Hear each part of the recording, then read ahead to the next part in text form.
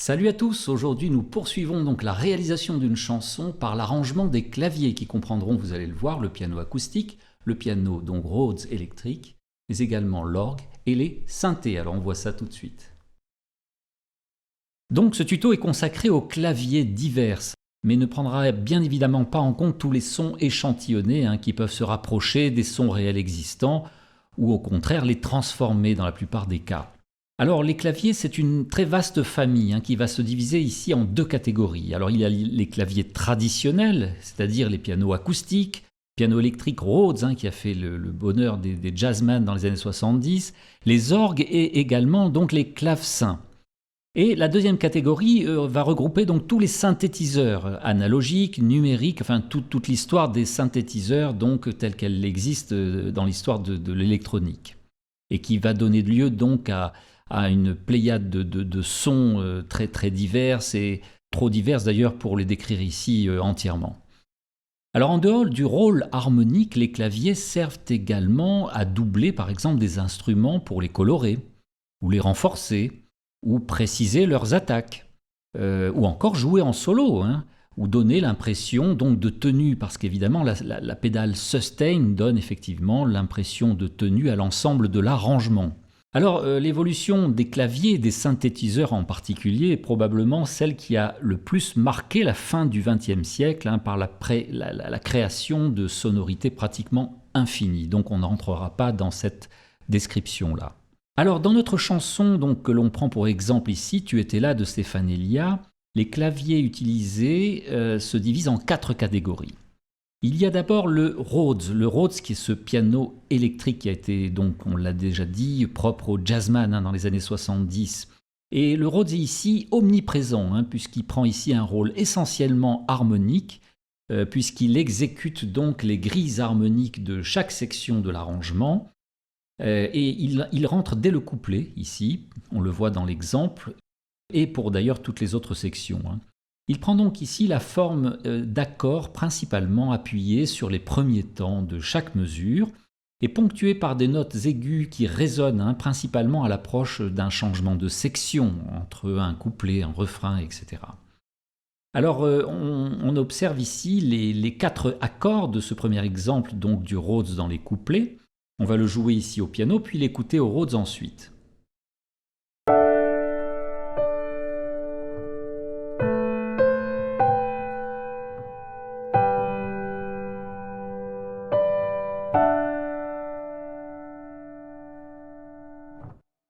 Voilà, donc on écoute maintenant la partie Rhodes originale.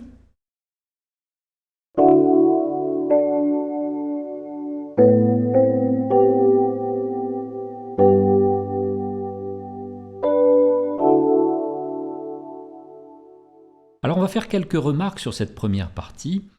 On voit tout d'abord que les notes supérieures de chaque accord forment une mélodie cohérente et directionnelle qui sert souvent donc de contre-champ à la mélodie donc vocale. La deuxième remarque, c'est que les accords se situent dans un registre assez médium aigu et que par contre les fondamentales d'accords, elles sont dans le grave et les ponctuations résonnant dans l'extrême aigu. Donc une occupation un petit peu de la tessiture de ce clavier qui est assez large.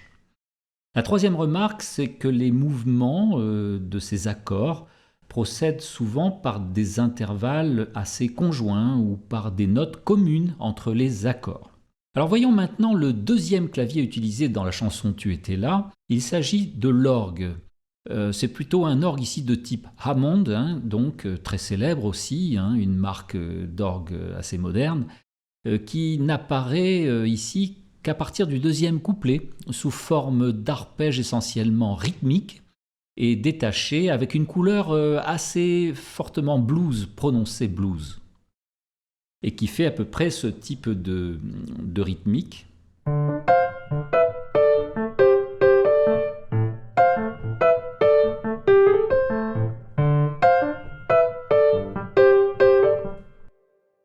On va écouter donc la partie d'orgue originale telle qu'elle a été enregistrée.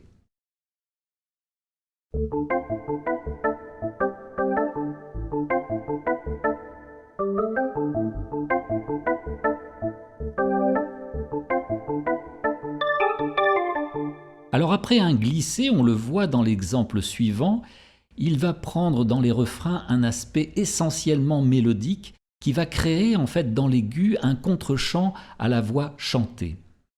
Alors on le voit ici, on va l'écouter.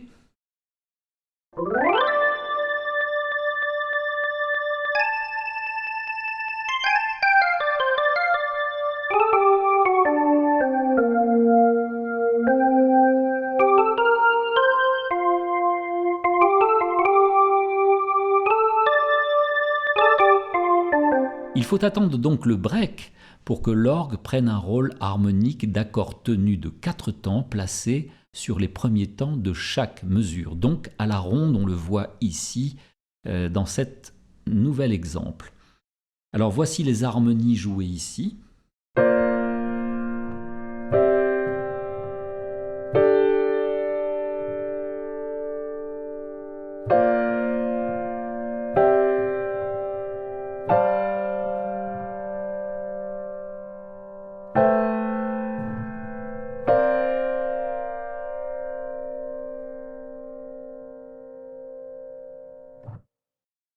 Alors, troisième clavier utilisé dans cette chanson, c'est le piano acoustique. Alors lui, il apparaît dès l'introduction dans un rôle harmonique et mélodique à la fois, plutôt dans un registre très grave, on le voit ici.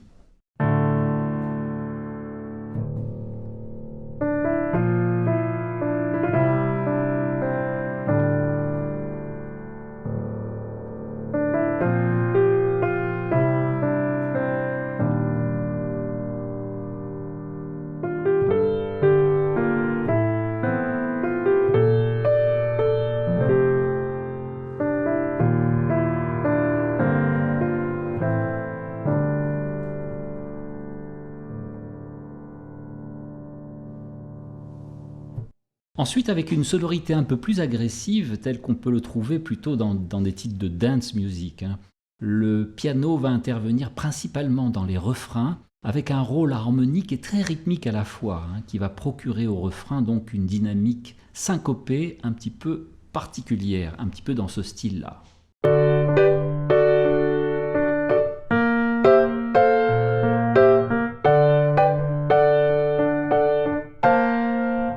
Donc on écoute le piano tel qu'il a été enregistré avec cette sonorité un peu particulière.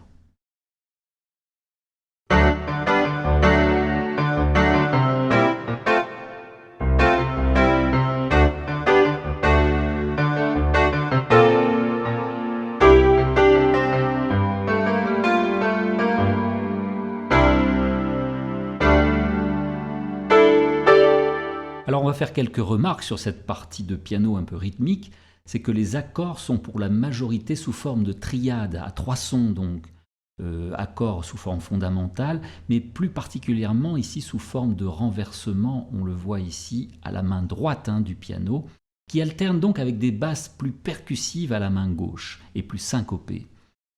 Et la deuxième remarque, c'est qu'il y a 2 accords tenus sur les temps qui permettent de marquer donc l'insertion de la mesure à 2 temps qui se situe ici en fin de refrain. Ensuite, dans le break, le piano ne joue que quelques ponctuations d'arpèges de 3 sons aigus enlevés sur des doubles croches. On le voit ici.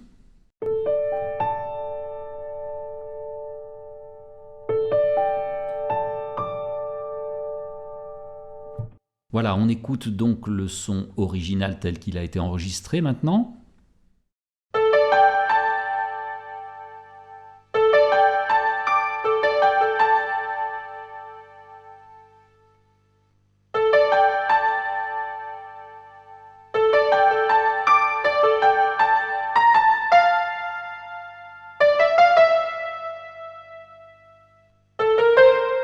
Voilà, il assure enfin, le piano, la transition entre le break et les derniers refrains qui sont des refrains transposés de la chanson par une descente de ponctuation avec une couleur vraiment franchement blues. On l'écoute ici.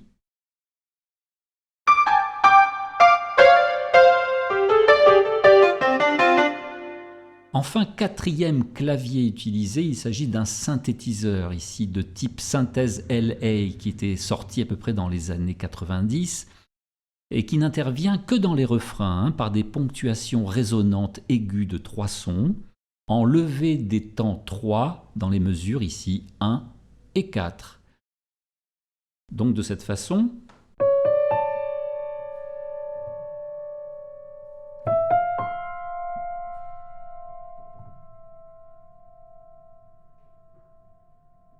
voilà, maintenant on va écouter donc la basse et la batterie donc, que nous avions vu dans le tuto précédent, et on va rajouter donc ces claviers pour ce dernier exemple. On écoute.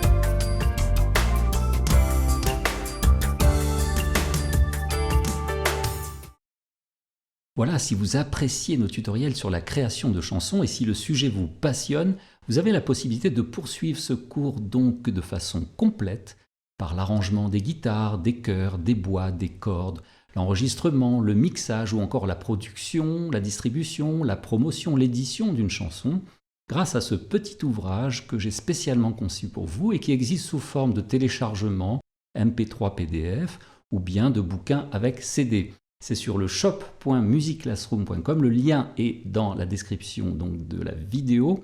N'oubliez pas de vous abonner, de partager, de commenter et d'activer la petite cloche pour ne louper aucune nouveauté. Quant à moi, je vous remercie de votre écoute et à très vite.